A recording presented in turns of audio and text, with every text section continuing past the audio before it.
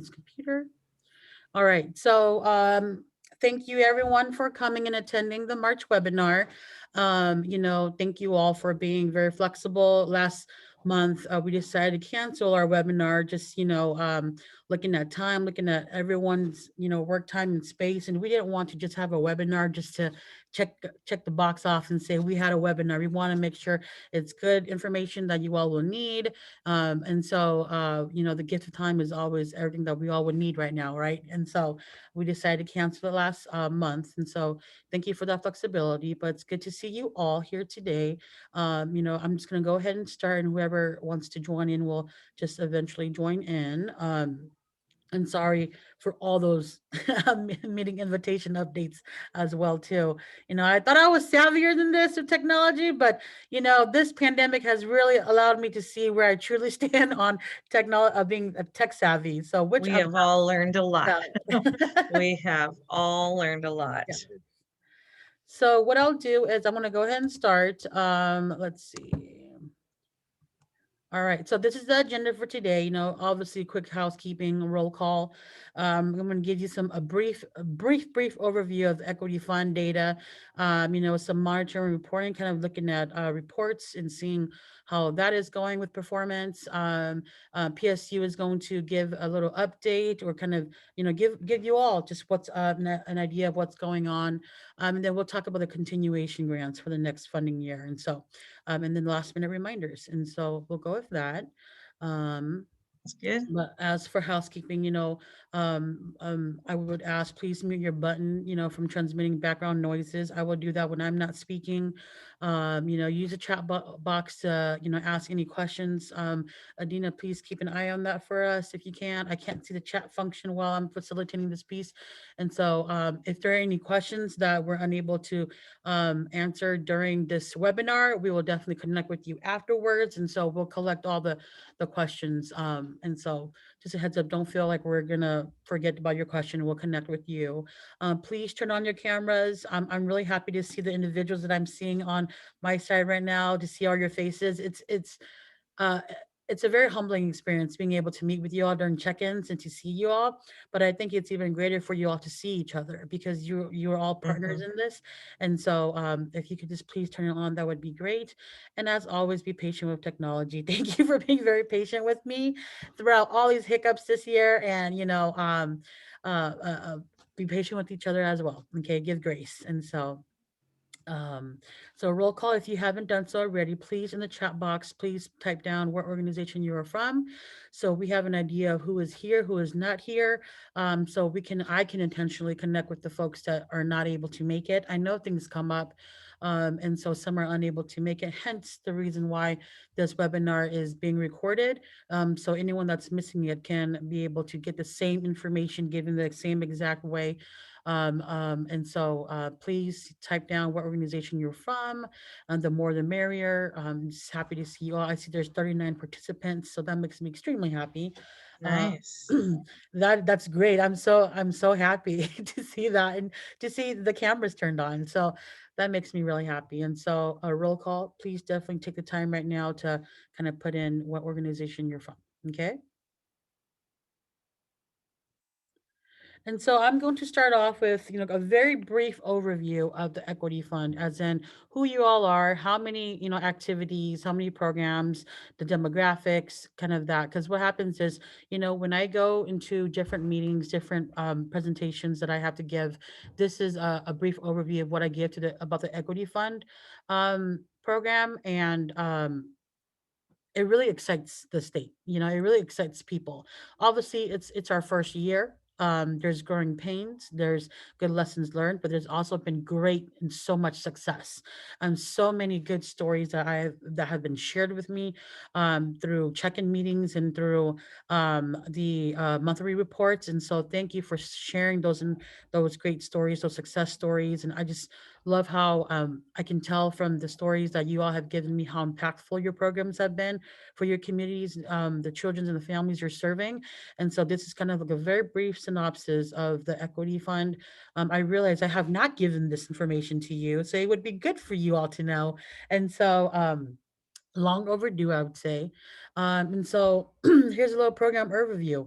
We have 35 grants, program grants, no, 30 program grants and 5 planning grants, and 14 of them are kindergarten transition programs. 20 of them are parent child interactions, 11 are parenting educations, and two are tribal language preservation and revitalization.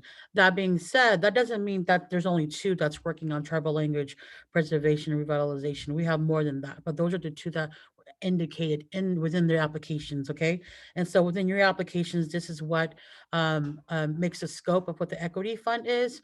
As you can see, there's we're pretty even. There's a lot more PCI, parent-child interactions, but I do love how we're not too far from each other. Definitely we want some more, tribes to be a part of this for tribal language preservation and revitalization the next coming years, trying to help with outreach with that. We want more parenting education, kindergarten transition. But this is, our first year, in our first year with this equity fund, and this is what is being offered by you all to the communities you're serving. And so this is great, great information. And so there's that. And then here's demographics overview. This is what was indicated within your applications of the demographics and communities in which you said you would serve. Okay. Obviously, we put some together. For example, some are very specific that said Hispanic, Latin, Latinx, Latino, Latina, so we combined those. And so this is the most generalized version of the demographics that we were able to put together. And as you can see, there's still some work to do too. We want some more, more of every different demographic you can think of. And so, but I love just seeing how many, looking at the percentage, 29%, African American Black community, the Latino, the Latinx community, 32%, just seeing the percentages into demographics is really eye opening, and um, it keeps us aligned with what this equity fund really is for. And so I think this is a great chart, and this is good for you all to see. And as you can tell, Asian Pacific Islander, there's one program, and that's a small program, and which obviously we would want more outreach within the demographic as well. So this helps us with outreaching and thinking about next steps as well. And so this is kind of where all the services are being held. The number that is within each county is how many programs that are present in that county that's serving the communities. As you can tell, it's very heavy. It's heavy in the tri counties, right? Multnomah, Washington, and Clackamas. Obviously, very diverse communities in that area. So obviously, a lot of organizations there, but we have them kind of spread out. But we definitely want more, right? The reality is we want this as equally spread out throughout the state of Oregon, but we also know when it comes to diversity, when it comes to BIPOC, when it comes to all that, it's very it's not fully all around Oregon as well. So that's our understanding of our communities and our diversity in Oregon. So there's an understanding of why the numbers are higher in Washington, Multnomah, Clackamas County. But as you can see, there's still a lot of work to do. And so when we are intentionally outreaching for new equity fund grantees, definitely if you have anyone within your network that you think is already doing equity fund kind of work, definitely give me their information. And, it would be great to, you to have a conversation about the equity fund and say, hey, speak with Kimberly and Adina, great opportunity. We definitely want to intentionally really outreach and get more. Okay. And so this is kind of the counties that are being served by you all. And so there you go. Adina, can you let me know if there's any questions that, we should answer at the moment too? I just cannot see the comments. So.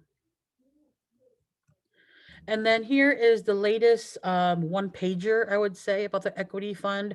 This is located on the early learning division. If you go to early learning division and you click the Student Success Act, and click under Equity Fund. It will give you this latest. This is a very brief synopsis of what the Equity Fund is. I love that it talks about the equity in Oregon and how like there needs to be a change, how we're trying to gather and give more resources to the different communities. What is the Early Childhood Equity Fund? What are we serving? How are we making sure we're achieving these goals? And these numbers are the numbers in which it's all of you, 28 grantees. We have 30 grants, 5 planning grants, and from the targeted amount, this is the 4,600 is what is the combined amount of what all of you said together, what we would try to serve. And realistically, I would say this is before the pandemic. And so, just in hindsight, just for us just to understand that, but kind of the demographic analysis and the on top as well. So if anybody asks you, hey, you're an equity fund grantee, what does that mean? Like, what do you do? This is a great one pager for them just to get an idea of what that is. I will shoot this and send this in the email as well, which I will send the PowerPoint as well with the link to the YouTube for this link for this webinar. And so you will have it in case you want to, give it to someone, or if someone asks you, you can touch back on this. Okay. And then here is the current status of our grantees. Um, there's 28 of you, and there's 35 grants. And so, like I said, 30 program, 5 planning. And right now there's 6 that are not still have not provided services, and there's 24 that's provided services. And if you look at the barriers, the 6 that has not provided services, it's staffing. Some has had recruitment ads since August, and they still have not been able to hire anyone. And for the 2% could be other barriers in addition to staffing. Okay. And so that's just kind of explains why those grantees have not started services yet. But this is just a good, kind of a status update on how everyone's doing. So, you're not alone. If you're a grantee that have not started services, you know that there's other grantees are in the same boat, same situation. And then during our check-ins, we've been able to connect, whether, looking at your outreach plan, looking at your recruitment plan, looking at the logistics to see if there's any additional barriers, trying to make it work. And so this is kind of a brief overview of the current status, and of you all. 6 that are providing services, 6 are providing in-person services. Either you're providing in-person services and virtual services, or you're just providing in-person. And then there's 18 of you that are providing virtual services. And so I will say what I do really enjoy hearing, and I love the intentionality, is during the check-in meetings, just hearing the constant assessment and surveying of families in your program to make sure you're truly meeting the families where they're at, has been spectacular. It makes sense. You are all definitely the right grantees we want in this program. I hear how much, hours have changed. For example, some have shifted because some counties, the children are going back to school. Some programs have shifted their hours to later, so parents can attend their activities later in the day. And so there's just constant movement and assessment and surveying of your community and parents. And so just hearing that intentionality within all of you has been very impactful and very humbling, knowing that you're an equity fund grantee and that you're really wanting to meet them where they're at and not having them meet you where you're at. And so, Mhm. and that's the biggest piece to success. And Olivia, I see your hand up. I was just wondering, of the 6 that haven't started providing services yet, are those any of those are the planning grants, or this is only the program grants? These are planning and program mixed. There's some program that has not started, and there's a couple of planning that has not. Because I was thinking the planning grant weren't going to provide services. Hmm. Hmm. So I wasn't expecting planning grants to provide services the first year. Yeah, they're not providing services the first year because they're still implementing it. But then Right. there's some that are there are some that, for example, there's one that's doing a pilot trial, Well, they've and so already at got this stage, something going. so they're trying to get Yeah, things going, and so that's what it right. means. But And what does a program, what does an organization do if they have a program grant and haven't started? Well, that's where we're having constant conversations, Yeah. whether it is developing a plan of, hello, what are we going to do? That's us looking at the recruitment plan. They're talking about logistics. Like I know there's some grantees that I've connected with where it's been background check issues. It's been they've hired and then the people rescinded and Mhm. so constant, and there are some that have said, in our internal organization, we cannot interview until we have at least three applicants. And then by the time we have the third, the first one's gone. And so Yeah. that's internal assessments. And so it's conversations that I've been having with these Mm. grantees. And What so would they do if they reach June and haven't been able to provide services? Do they need to just give the grant back? That is a conversation that we are having with leadership, just because I will say leadership has stated we need to be flexible because we are all in this pandemic and we obviously need to be as flexible as we can. But it is a conversation that I'm constantly having with leadership because, if we do all the check marks and you're doing everything you said you are, you're doing monthly reports, you're giving me an update on all the efforts you're doing, you're meeting with me during check-ins, you're doing everything you can, but you just can't find the people or the staff. I mean, you can't have a program unless you have the staff to implement it, right? And so that's what the key issue is. And so this is a constant conversation that I'm having with the leadership at the ELD, and it's one that we're still assessing. We want to make sure that there's no hard cut and said no, no more. But then we want to make sure we've done everything we can on our end to help the grantees as well. So it's an ongoing conversation that still will still be ongoing for a while. And so okay. And then monitoring reports. I will say from what I have seen, this is me checking last night, yesterday. This is no Monday night. This is the report submissions that I've seen submitted. Everyone that has missed a report has made up for it, has caught up. As you can tell, everybody has turned in the report submissions. Um, and they were only missing one grantee for January. But other than that, you all are doing amazing when it comes to making sure you're turning your reports and really just giving us a heads up if it's going to be coming in late, if something has happened. And so thank you for all the ones that have reached out to give us a heads up on that.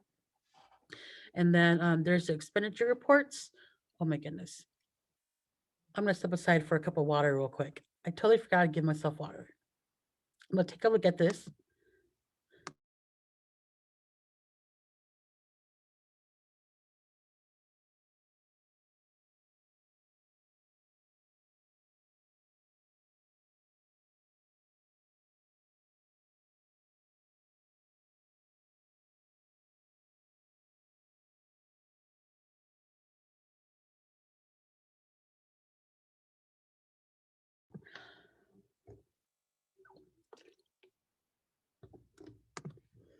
Thank you for your flexibility. Like forgot my cup of water, my water bottle. That's definitely needed. But as you can tell, there's still some expenditure reports that we need. There's still some claims that needs to go in. And so my biggest thing is there's still 17 grants that still needs to claim fund, right? There's a couple of grants that has not implemented or started their services yet. I highly am encouraging all the grantees that has started services to please go into EMS and claim a fund. Okay. We need to show progression that we are utilizing these funds. And I've stressed this in check-in meetings over and over and over. And I'm going to ask you all today again. If you are a grantee that has already provided services, please go in. All right. Any questions?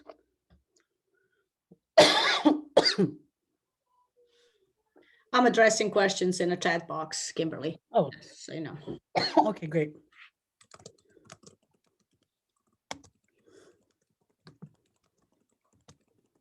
All right, and so I'm going to pass it on to Adina. There's been a lot of emails with questions, common questions, and so we thought, you know what, this would be a great time for us to connect with you all about this, okay?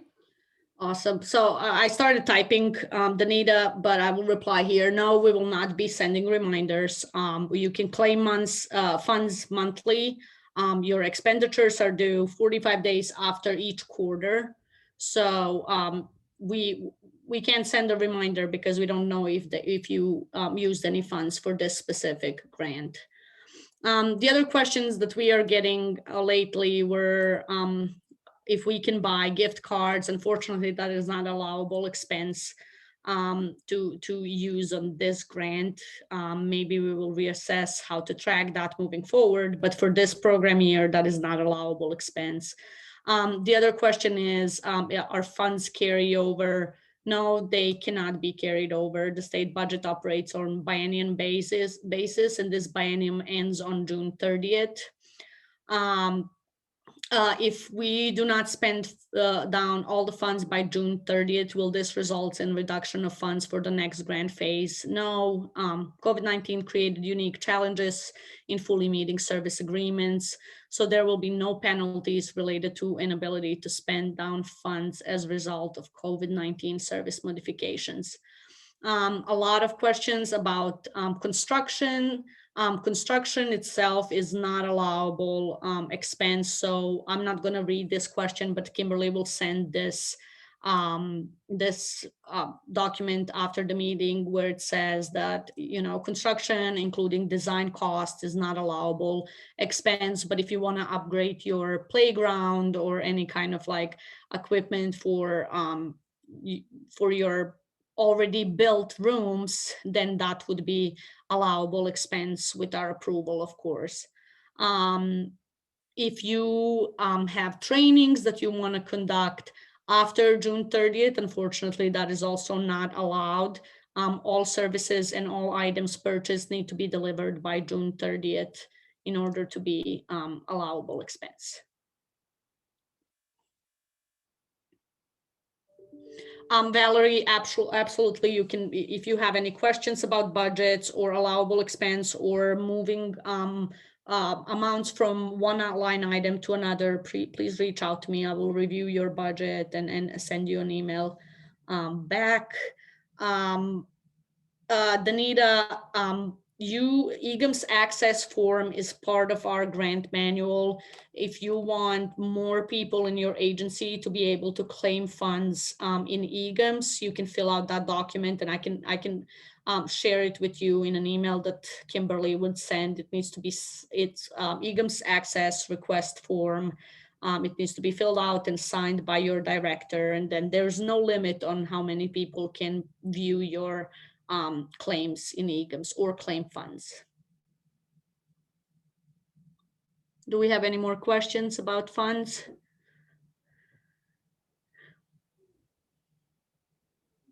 Yes, I'm having trouble with my video. So this is Anna Olivia, and Yeah.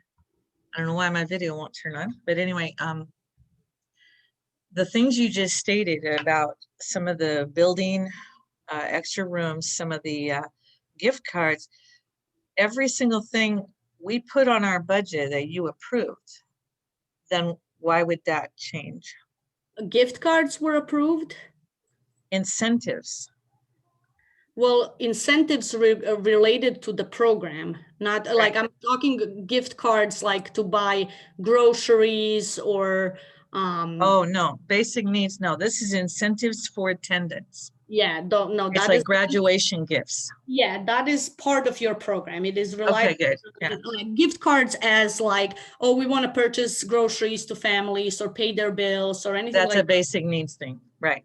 Yeah. And I knew that was not included. And then the other thing about building is we were adding preschool rooms for, you know, the thing. And I also had, I know I wrote that in the whole application, and I wrote it out pretty carefully. Okay, I will connect with you after this. I have to Okay. review your application and your budget. Okay, thank you very much. Okay.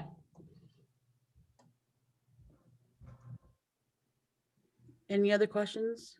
Annabelle, not technically. If you are, yeah, I will have to follow up with my management on this and Okay. get back to you. So I will write this down. Okay, thank you. Thank you. All right, I'm not going to do breakout sessions. And so I'm looking at time. And so I'm cognizant of the time. So I want to move on to the next session, which is Portland State University. They're gonna kind of give us an update and next steps, and any information that we all should be aware of or know of for the evaluation. And so we'll go with that. Um, let's see. All right, I'm we gonna have a pretty short update this time. We wanted to update you and let you know that we're in the process of hiring 2 positions. That's taken longer than we had anticipated. But I think you can probably all relate to some hiring challenges. But those people should be coming on board hopefully in April, and we can start doing a little bit more outreach with a expanded team. And then secondly, I wanted to thank everyone who participated in the first round of stakeholder meetings. We really appreciate your interest and continued commitment to the evaluation.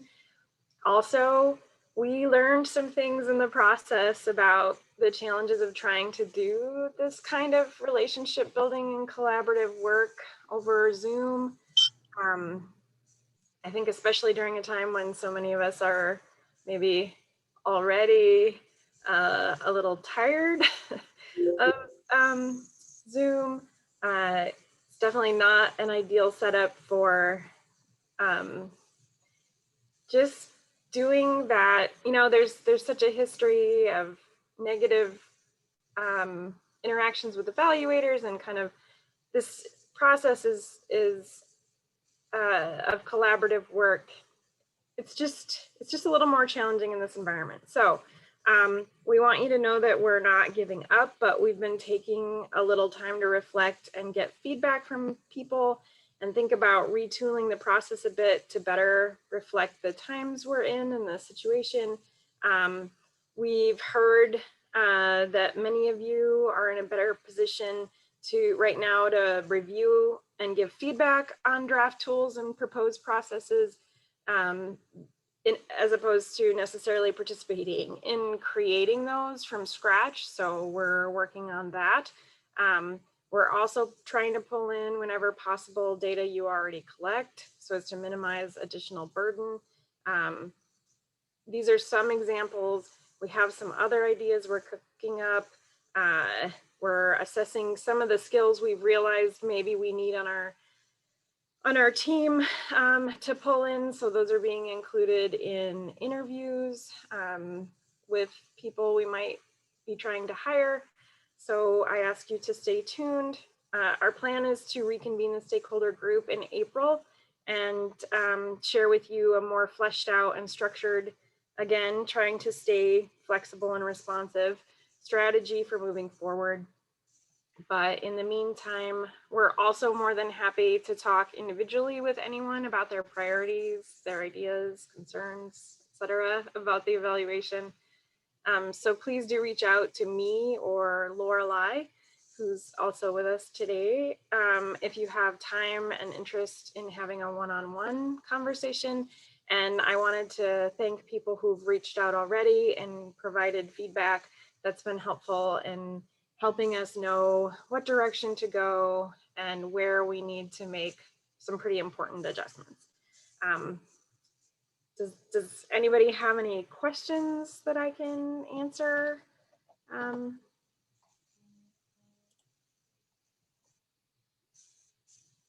I invite Lorelei, if you have anything to add, please feel free.